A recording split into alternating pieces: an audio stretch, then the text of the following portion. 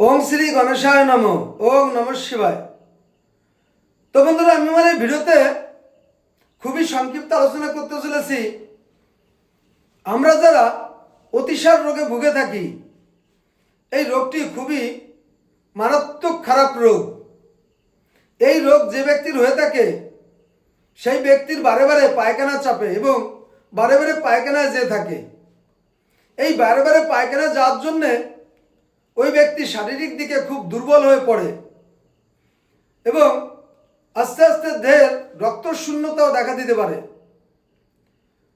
তো এই অতিসার রোগ এমন ভয়াবহ রোগ, এই রোগে অনেক মানুষ শারীরিক মানসিক প্রচুর কষ্ট পেয়ে থাকে এবং এই রোগ যার হয়ে থাকে সে শারীরিক দিক থেকে প্রচুর অসুস্থতা হয়ে থাকে।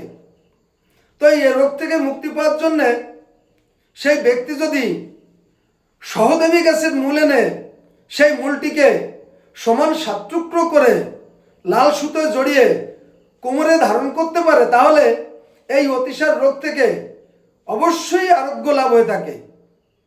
তো বন্ধুরা, এই ছিল আমার এই ভিডিওর সংক্ষিপ্ত মূল আলোচনা। নমস্কার।